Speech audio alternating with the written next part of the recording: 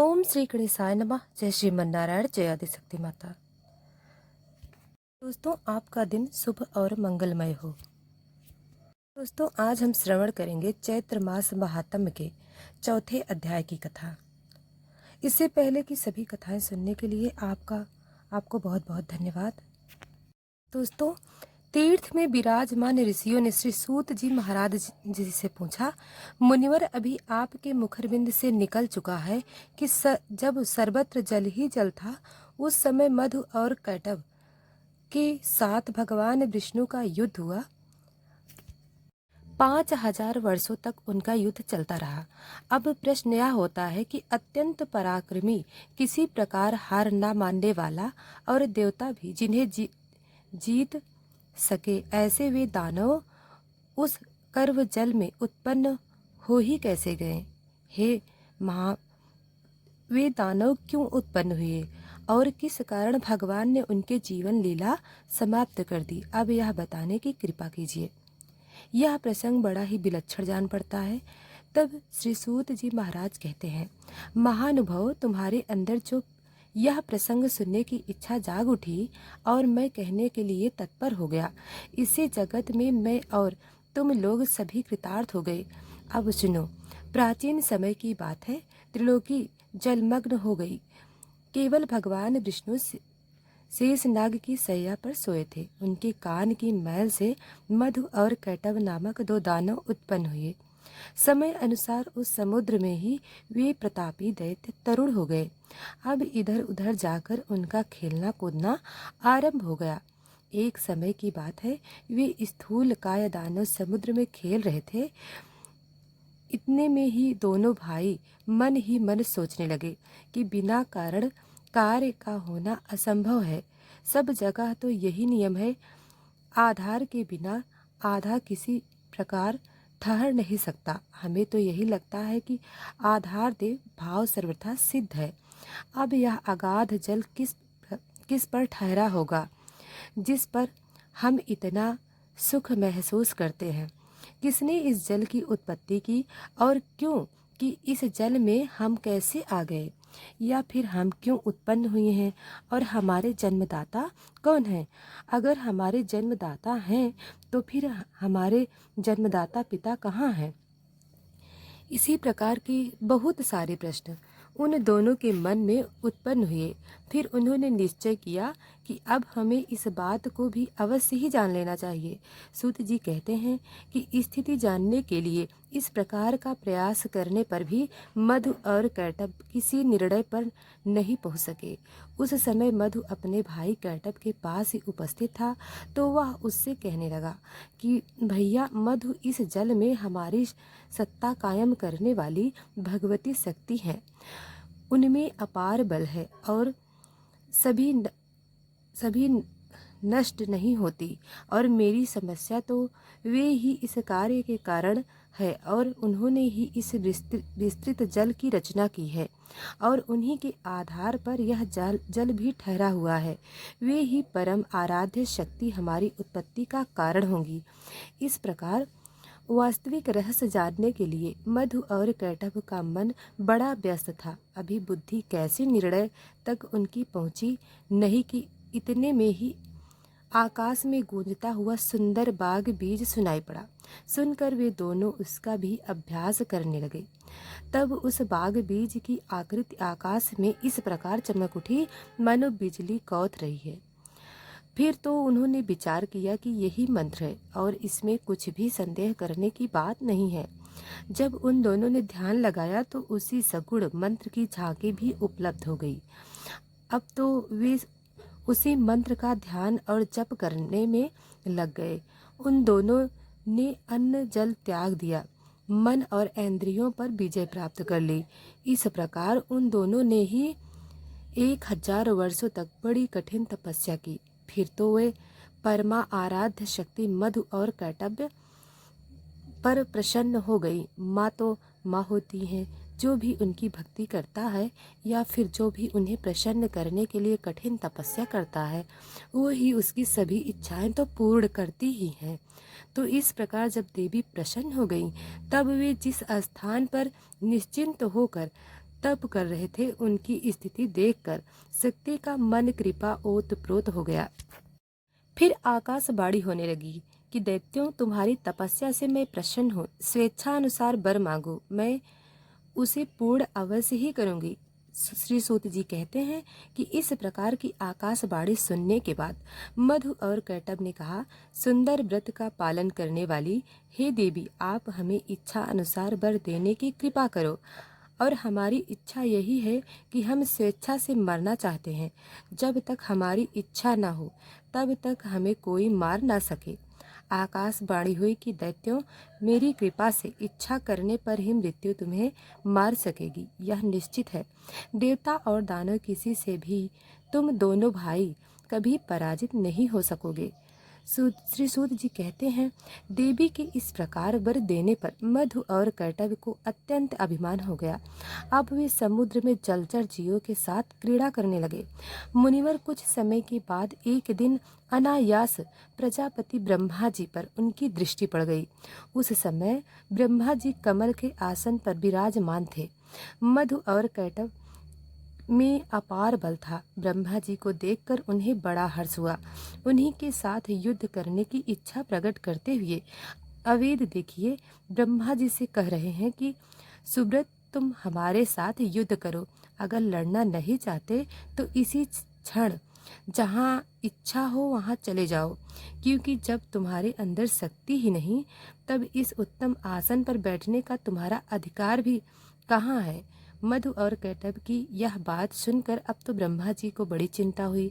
उनका तो सारा समय तपस्या में ही बीता था, इसलिए अत्यंत शूरवीर मधु और कैटभ को आप अपने सामने देखकर उन्होंने सोचा कि अब मैं क्या करूं।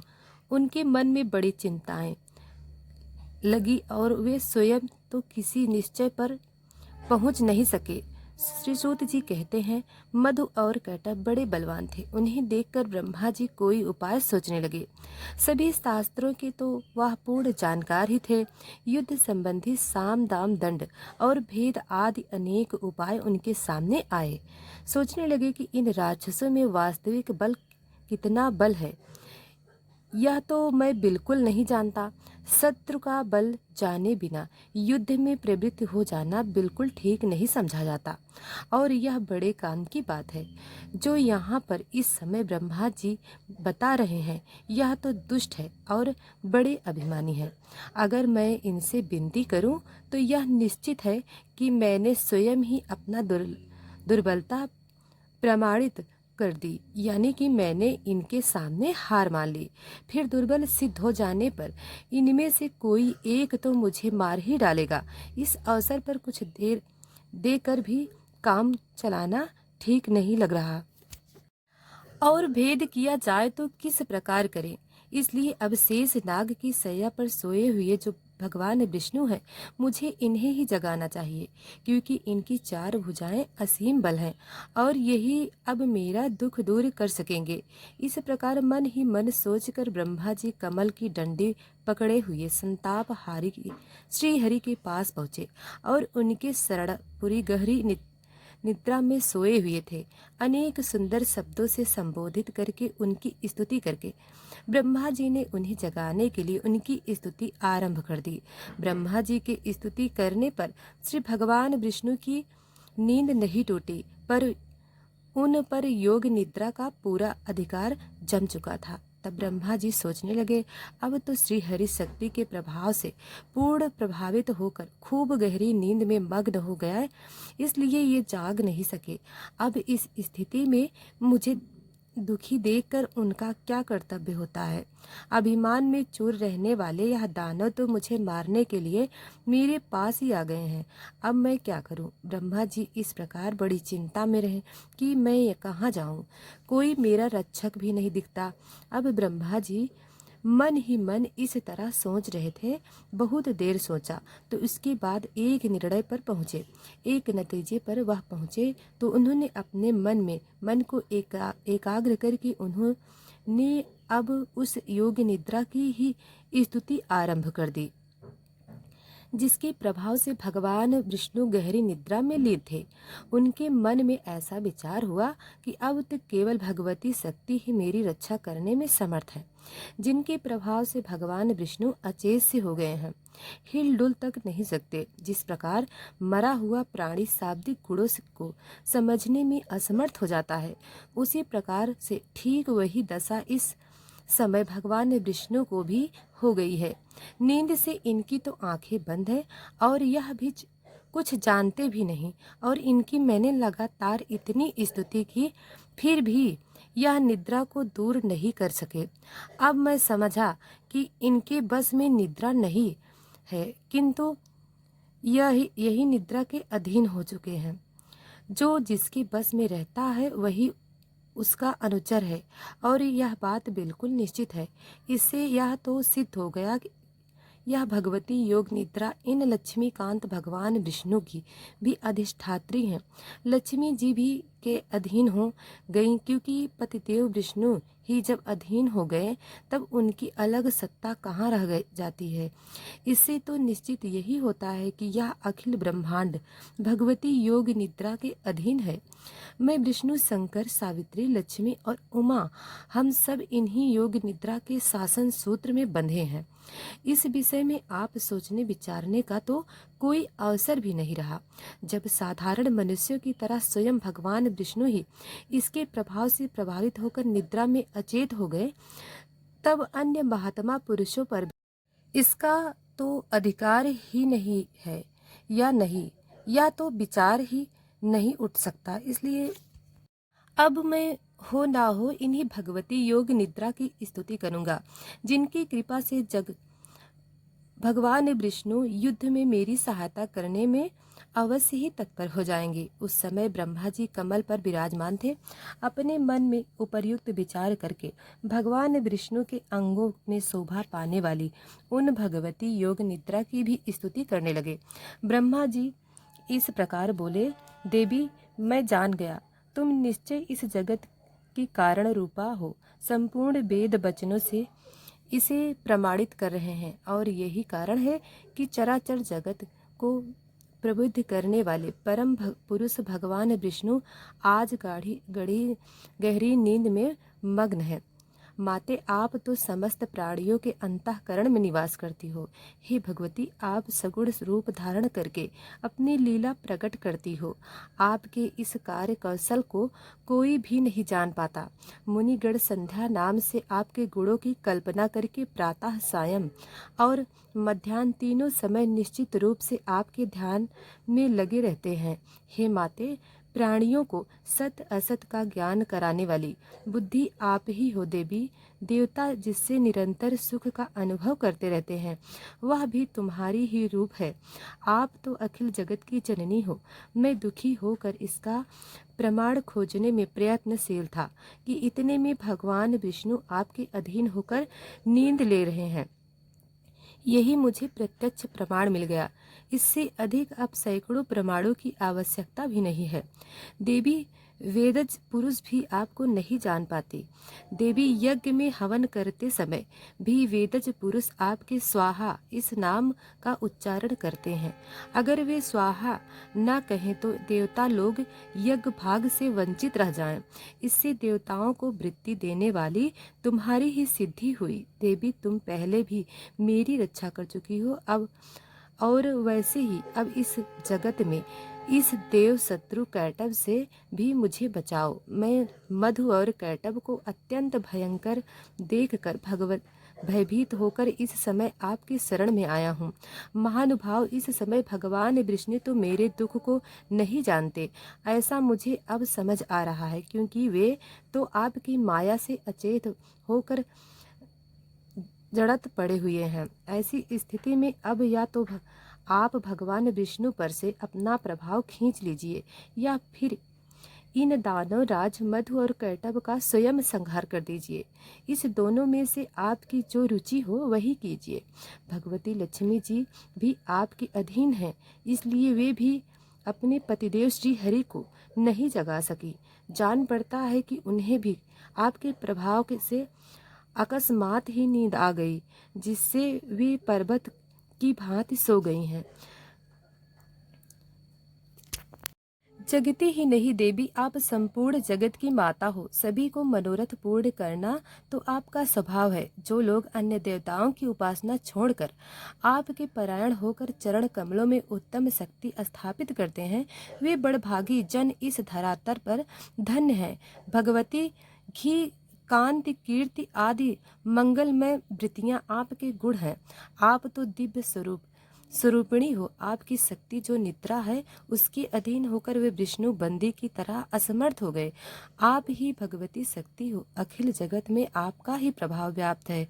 हे माते, आप ही ने युग के आरंभ में विष्णु जी को जगत का पालन करने के लिए उत्तम शक्ति प्रदान की। तब वे समस्त संसार की रक्षा करने में सफल भी हुए। किंतु आज देखिए, वे पराधीन से पड़े हैं। यह निश्चित है कि आपकी जो इच्छा होती है आप वही करती हैं। भगवती, उत्पन्न कर अगर मेरी स्थिति कायम रखना चाहती हैं तो मौन भाव का परित्याग करके अब दया करने की कृपा करो। यह दानव काल स्वरूप है तो आपने इन्हें बनाया ही क्यों है? अथवा मेरा उपहास करने की इच्छा से ही आपने इन्हें प्रकट कर दिया। भवानी, मैंने तो आपकी अद्भुत चेष्टा जान ली। संपूर्ण संसार की सृष्टि करके आप स्वतंत्र रूप से आनंद का अनुभव किया करती हो, फिर चराचर जगत को अपने में ही लीन भी कर लेती हो। एक तो आप मुझे पहले ही जगत सृष्टा बना चुकी हो। मैं तो जगत की सृष्टि करता हूँ। अगर वही मैं इन दैत्यों के हाथ से मारा गया तब तो मेरी बड़ी अपकीर्ति होगी, मेरा बड़ा अभिमान होगा। सूत जी कहते हैं कि जब इस प्रकार श्री ब्रह्मा जी ने भगवती जी की स्तुति की, तब तामसी निद्रा देवी भगवान विष्णु के श्री विग्रह से निकलकर बगल खड़ी हो गई। तब अमित पराक्रमी भगवान श्री हरि के सभी अंगों से निद्रा देवी का अधिकार भी उठ गया। मधु और कैटभ के संहार के लिए ही भगवती योग निद्रा ने ऐसी कृपा की। फिर तो भगवान विष्णु जब अपने शरीर को हिलाने डुलाने लगे, तब उनकी दर्शन करके ब्रह्मा जी आनंद विभोर हो उठे। साथ ही उन्होंने श्री हरि की परिक्रमा आरंभ कर दी। ऋषियों ने पूछा, हे महाभाग सूत जी, इस कथा प्रसंग को जानकर तो हमें बड़ा ही आश्चर्य हो रहा है, क्योंकि समस्त वेदों और पुराणों ने यही निर्णय किया कि ब्रह्मा, विष्णु और शंकर यही तीनों सनातन देवता हैं। इनसे बढ़कर इस संसार में दूसरा कोई देवता ही नहीं है, और ब्रह्मा जी तो सारे संसार की सृष्टि करते हैं। संरक्षण भगवान के अधीन रहता है। प्रलय के अवसर पर शंकर जी उसका संहार किया करते हैं। इस जगत प्रपंच के यही तीनों देवता कारण हैं। यह वास्तव में एक ही है, किंतु कार्य व सत्व, रज और तम आदि गुणों को स्वीकार करके ब्रह्मा, विष्णु और शंकर जी के नाम से विख्यात होते हैं। इन तीनों में परम पुरुष भगवान विष्णु सबसे श्रेष्ठ हैं। यह जगत के स्वामी और आदि देव कहलाते हैं। उनमें तो सब कुछ करने की क्षमता दूसरा कोई भी देवता उन अतुल तेजस्वी श्री विष्णु के समान शक्तिशाली नहीं है। फिर ऐसे सर्व समर्थ परम प्रभु भगवान श्री विष्णु योग माया के अधीन होकर सो कैसे गए? महाभाग्य महान संदेश हो रहा है। इस मंगलमय प्रसंग को सुनने की कृपा कीजिए। मुनिवर, आप पहले जिसकी चर्चा कर चुके हैं और जिसने परम प्रभु विष्णु पर भी अपना अधिकार जमा लिया, वह कौन सी शक्ति है, कहाँ से उसकी सृष्टि हुई और उनमें इतना पराक्रम कैसे हो गया और उनका क्या परिचय है, यह सब बताने की कृपा करें।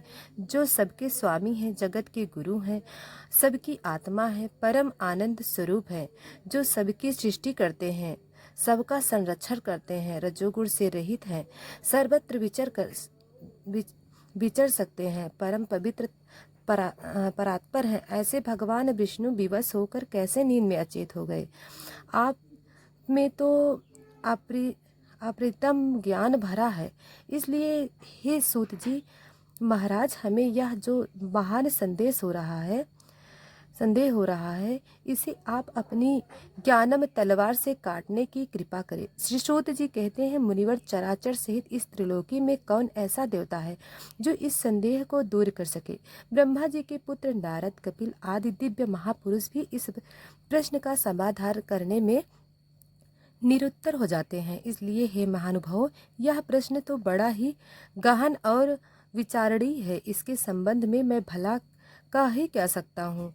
जिनसे यह इतना विशाल चराचर जगत उत्पन्न हुआ है, उस भगवान विष्णु को ही वेदों के सर्वांतर्यामी और सबका रक्षक बतलाया है। इसलिए वैदिक सिद्धांत को मानने वाले सभी लोग उन परम प्रभु भगवान नारायण के चरणों में मस्तक झुकाकर उन्हीं की उपासना करते हैं। ऐसे ही कुछ लोग शंकर जी के उपासक हैं। महादेव शंकर, शशि शेखर, शूल प्राणी, वृषभ ध्वज, कपर्दी और गौरी देहाड़ धारी आदि नामों से भगवान शिव वेदों में विख्यात हैं। वे सदा कैलाश पर्वत पर रहते हैं। उनमें सारी शक्तियां निहित हैं। भूतगण उन्हें चारों ओर से घेरे रहते हैं। उन्होंने दक्ष का यज्ञ विध्वंस कर दिया था। महानुभव, इसी प्रकार अनेक वेदज पुरुष प्रतिदिन प्रातः, सायं और मध्याह्न काल में तरह तरह के स्रोतम का पाठ करके उनके द्वारा सूर्य की उपासना करते हैं। वे मानते हैं कि संपूर्ण वेदों में सूर्य की उपासना को ही उत्तम माना गया है। उन्हीं महाभगवदम का कहना है कि वेदों में सब जगह अग्नि की उपासना की गई है। विद्वान पुरुष ऐसा कहते हैं कि पुराणों ने भी घोषणा की है कि ब्रह्मा जी में सृष्टि करने की शक्ति है और विष्णु जी पालन करने में समर्थ हैं और शंकर जी संहार करने में कुशल हैं। सूर्य जगत को प्रकाश देते हैं। शेष और कच्छा पृथ्वी धारण किए रहते हैं। अग्नि में जलाने की और पवन में हिलाने डुलाने की शक्ति है और इन सब में जो शक्ति विराजमान है वही आद्या शक्ति है। उसी के प्रभाव से शिव जी भी शिवता को प्राप्त होते हैं और अगर यही शक्ति उन सबसे अलग हो जाएं तो वे अकेले कुछ भी नहीं कर सकते। इसलिए हे मुनिवर, विवेकी पुरुष संदेह रहित होकर उस शक्ति की ही उपासना करें। संपूर्ण शास्त्रों से ही यही बात निश्चित होती है। शक्तिहीन पुरुष चेष्टा रहित हो जाता है। यह तो प्रत्यक्ष ही दिखाई पड़ रहा है। इसलिए संपूर्ण जगत में शक्ति को ही सर्वोपरि समझा जाना चाहिए। श्री सूत जी कहते हैं, जब सतगुरु भगवान विष्णु के श्री विग्रह से निद्रा दूर हुई, उनके नेत्र, मुख, नासिका, बाहु, हृदय और वक्षस्थल सभी अंगों से निकलकर उस तामसी देवी ने मूर्तिमान होकर आकाश में स्थान बना लिया और भगवान बार बार जंभ लेते हुए उठकर बैठ गए। तब उन्होंने देखा कि वहीं उसके सामने प्रजापति ब्रह्मा जी भयभीत होकर खड़े हैं। फिर तो महान तेजस्वी श्री विष्णु मेघ की तरह गंभीर वाणी में उनसे कहने लगे, पद्म योनि ब्रह्मा जी, आप जब तब छोड़कर यहाँ कैसे आ गए? भगवान, आप इतने चिंतित क्यों हैं और आपका मन इतना घबराया हुआ क्यों है? तब ब्रह्मा जी ने कहा, भगवान, मधु और कैटभ नामक दो दैत्य आपके कान की मैल से उत्पन्न हुए हैं। उनका रूप बड़ा भयंकर है। वे दोनों मुझे मारने के लिए यहाँ पर उपस्थित हैं। हे जगत प्रभु, उन्हीं से डर कर मैं आपके पास चला आया हूँ। भगवान, भय से मेरा कलेजा कांप रहा है और चेतना भी लुप्त सी हो रही है। अब आप ही मुझे बचाइए। भगवान विष्णु कहने लगे, ब्रह्मा जी यहाँ विराज, अब आपका भय समाप्त हो गया। वे मूर्ख तो अपनी आयु खो चुके हैं, अभी युद्ध करने के लिए मेरे पास आएंगे और निश्चित ही मैं उनका वध कर दूंगा। श्री सूत जी कहते हैं, इस प्रकार देवाधिदेव भगवान विष्णु श्री ब्रह्मा जी से कह ही रहे थे, इतने में ही मतवाले मधु और कैटभ दोनों महाबली दानव ब्रह्मा जी को खोजते हुए वहीं आ पहुंचे। मुनिवर, सर्वत्र जल ही जल था। बिना किसी देरी के ही निश्चित होकर वे दैत्य सामने खड़े थे। उनके सर्वांग में अहंकार भरा हुआ था और वे आते ही ब्रह्मा जी से कहने लगे, अरे दुष्ट, भाग कर इसके पास चलाया क्या? इससे बच सकेगा? युद्ध कर यह तो देखता ही रहेगा। और हम तेरे प्राण हर लेंगे। इसके बाद सर्प के फन पर बैठने वाले हम इसे भी मार डालेंगे, किंतु पहले अभी तू लड़ ले। या लड़ना नहीं चाहता? मैं तुम्हारा दास हूँ, ऐसा कह दे। श्री सूत जी कहते हैं, मधु और कैटभ की यह बात सुनकर भगवान विष्णु उनसे कहने लगे, दानव श्रेष्ठ, तुम इच्छा अनुसार मुझसे युद्ध कर लो। महाभाग, तुम बड़े बली हो और तुम्हें बहुत अभिमान भी हो गया है। अगर युद्ध करने की इच्छा हो तो आ जाओ, आज मैं तुम्हारा अभिमान चूर चूर कर दूंगा। श्री सूत जी कहते हैं, भगवान विष्णु के वचन सुनकर मधु और कैटभ की आंखें क्रोध से लाल हो उठी। वे बिना किसी सहारे के जल में खड़े हुए थे, फिर भी श्री हरि से युद्ध करने के लिए तैयार हो गए। मधु क्रोधित होकर तुरंत ही भगवान युद्ध करने के लिए आ गया। अभी कैटभ वहीं ही ठहर गया तो दो मत वाले पहलवानों की तरह भगवान विष्णु और मधुमल युद्ध करने लगे। मधु के थक जाने पर कैटभ लड़ने लगता, फिर मधु और फिर कैटभ। इसी तरह वे बारी बारी से क्रोध में आते हुए दैत्य शक्तिशाली श्रीहरि के साथ बाहु युद्ध करने में संलग्न हो गए। उसी समय श्री ब्रह्मा जी और भगवती शक्ति, यह दोनों ही आकाश में खड़े होकर यह सारा दृश्य देख रहे थे। मधु और कैटभ को कुछ भी श्रम नहीं हुआ और उधर भगवान विष्णु थक से गए। जब 5000 वर्ष तक उन दोनों के बीच में युद्ध होता रहा, तब भगवान श्री हरि और कैटभ की मृत्यु के विषय में अभी विचार करने लगे। सोचने लगे, अरे मैंने तो 5000 वर्षों तक युद्ध किया, फिर भी इन भयंकर दानवों को बिल्कुल थकान नहीं हुई और मैं थक गया। यह तो बड़े आश्चर्य की बात है। मेरा बल और पराक्रम कहाँ चला गया और मैं दानव सदा स्वस्थ कैसे रह जाते हैं? कौन सा ऐसा कारण है इस उपस्थिति हो गया? अब श्री हरि बड़े चिंतित, कैसे मधु और कैटभ को मारा जाए, बड़े सोच विचार में मग्न हो गए। उन्हें इस प्रकार चिंतित देखकर मधु और कैटभ को बड़ा हर्ष हुआ। तब वे मतवाले दानव मेघ की तरह गंभीर बाणी में कहने लगे, अरे विष्णु, अगर तुझ में बल नहीं रहा और युद्ध करने से थकान आ गई तो मस्तक हाथ जोड़कर यह कह दे कि अब मैं तुम लोगों का दास बन गया। महामते, अगर यह भी ना सही लगे तो और अगर कुछ शक्ति अभी बची हो तो आ, फिर युद्ध कर, तुझे ही मार डालेंगे और साथ ही इस 4 मुख वाले ब्रह्मा के भी प्राण लेंगे। श्री सूत जी कहते हैं, महाभाग्य विष्णु अगाध जल में विराजमान थे। मधु और कैटभ इस तरह उन्हें खरी खोटी सुनाने लगे। उनकी बात सुनकर भगवान विष्णु शांति पूर्वक मधुर वचन में कहने लगे।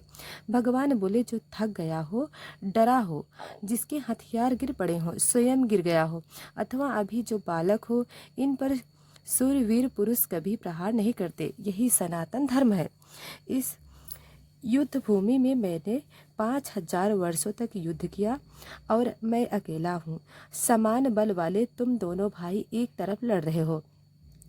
तुम दोनों समय समय पर तो जैसे विश्राम कर लेते हो, वैसे ही मैं भी कुछ विश्राम करके फिर युद्ध करूँगा। इसमें क्या संदेह है? माना कि तुम दोनों महान मत वाले सूरवीर हो, फिर भी कुछ समय तो जरा ठहरो, तब तक मैं विश्राम कर लूँगा, फिर न्यायपूर्वक युद्ध करेंगे।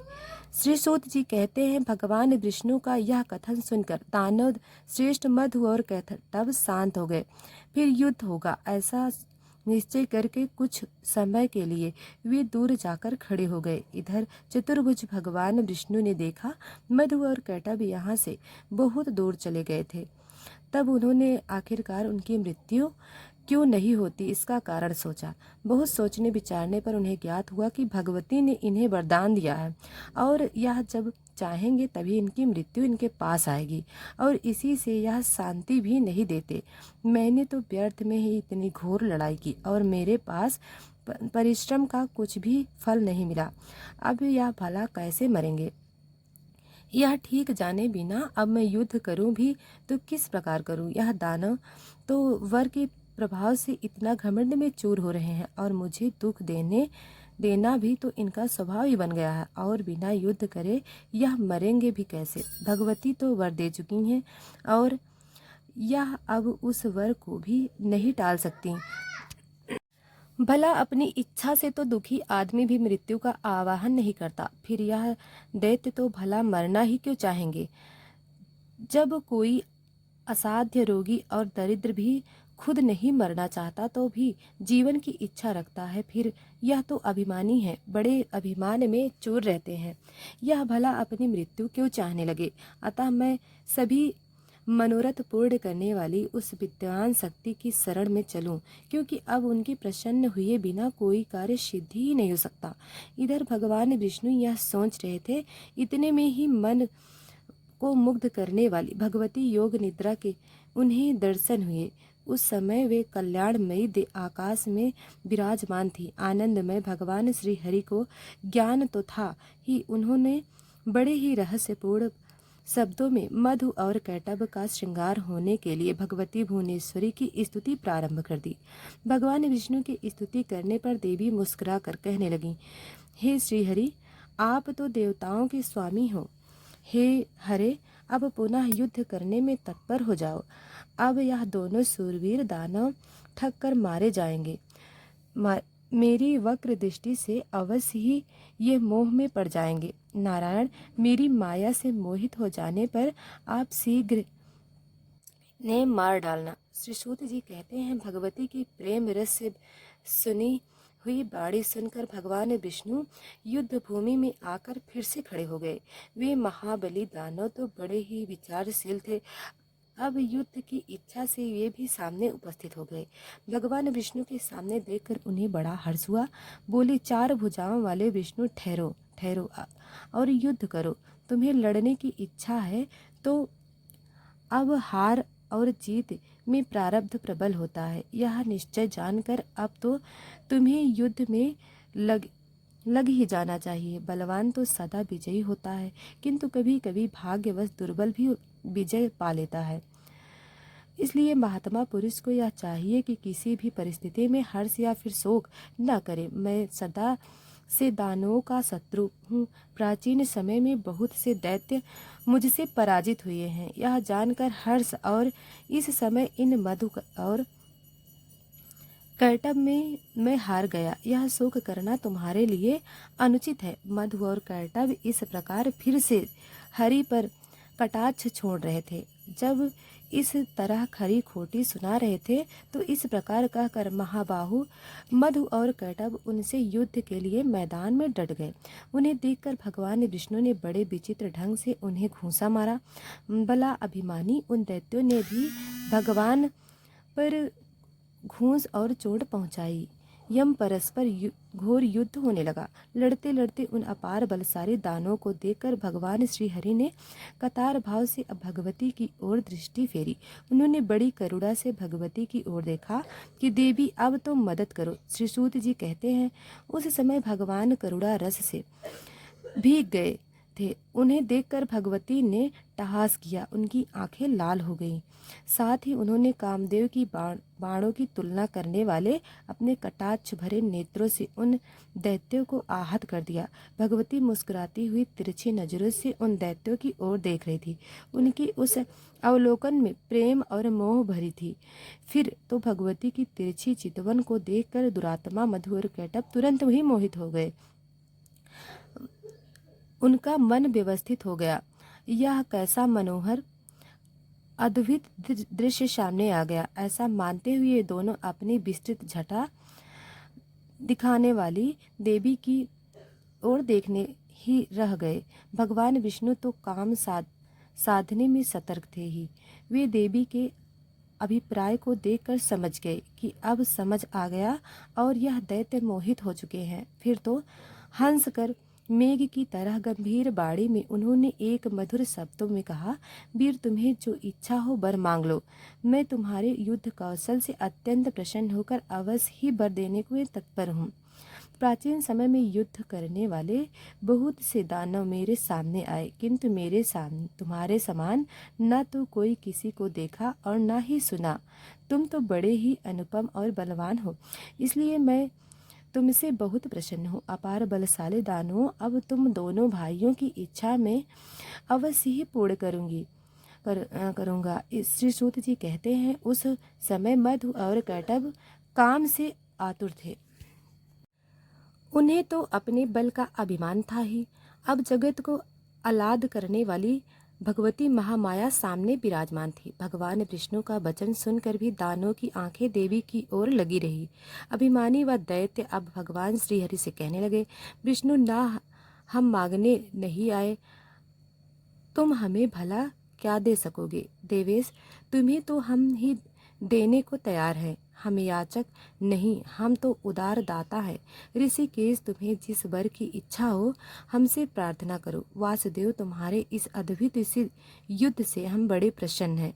मधु और कैटव की बात सुनकर भगवान विष्णु ने कहा, अगर तुम लोग अब मुझ पर प्रसन्न हो और वर देना चाहते हो तो बस अब आप दोनों मेरे हाथों से मौत स्वीकार कर लो। श्री सूत जी कहते हैं, भगवान विष्णु की इस बात को सुनकर मधु और कैटव महान आश्चर्य में पड़ गए। वे तो अब हम ठगे गए कहकर खड़े हो गए। उनके मुख पर अब शोक की घटा गिराई। चारों ओर जल भरा था और कहीं भी प्राकृतिक भूमि नहीं दिख रही थी। अब वे मग्न में विचार कर भगवान श्री हरि से कहने लगे, जनार्दन, तुम तो देवताओं के स्वामी हो, तुमने भी पहले वर देने की बात कही। तुम कभी झूठ नहीं बोलते, इसलिए अब तुम हमें वर दो, अपना संकल्प निभाओ। माधव, हमारा वर यही है कि जल शून्य विस्तार वाले स्थान पर, अर्थात जिस जगह पर जल ना हो, उस जगह पर हमारा वध करो। हमने तुमसे मृत्यु स्वीकार कर ली, किंतु तुम भी वचन का पालन करो। तब भगवान विष्णु ने सुदर्शन चक्र को याद किया, साथ ही वे हंसकर कहने लगे, महाभाग्य विस्तृत स्थान पर ही तुम्हें मार डाला हूँ। ऐसा कहकर देवाधिदेव भगवान विष्णु ने अपने विशाल जांघें फैलाकर जल में ही खड़ी होकर जल रहित स्थान पर मधु और कैटभ को दिखा दिया। साथ ही कहा, इस स्थान पर जल नहीं भरा है, अब तुम अपना मस्तक दो। आज से मैं सत्यवादी रहूंगा और तुम भी सत्यवादी रहोगे। भगवान का यह कथन सुनकर उसकी सत्यता पर वे विचार करते रहे। इसके बाद अपने 4000 कोस वाले विशाल शरीर को उन्होंने स्वयं मृत्यु के मुख में डाल दिया। उस समय भगवान ने अपनी जंघाई सटा ली। यह देखकर मधु और कैटभ को बड़ा आश्चर्य हुआ। उन विचित्र जांघों पर मस्तक रखने के लिए भगवान ने दैत्यों से कहा और उन्होंने मस्तक रख दिए। तब भगवान विष्णु ने उनके मस्तकों को अपने सुदर्शन चक्र से काट डाला। फिर मधु और कैटभ के प्राण पखेरु उड़ गए। उस समय सारा समुद्र उन दैत्यों के रक्त से और मज्जा से व्याप्त हो गया। मुनीश्वर, तभी से पृथ्वी का नाम मेदिनी भी पड़ गया, इसलिए मिट्टी खाना निषेध माना जाता है। हे मुनिवर, आप लोग ने जो पूछा था वह सारा प्रसंग भली भांति विचार कर मैं कह चुका, इसलिए अब विज्ञ पुरुषों को यह उचित है कि वे विद्या स्वरूपिणी महामाया की ही सदा आराधना करें। सभी देवता और दानव भी उस परम शक्ति की ही उपासना करते हैं। त्रिलोकी में भी भगवती से बढ़कर कोई भी देवी देवता नहीं, यह बात सत्य है।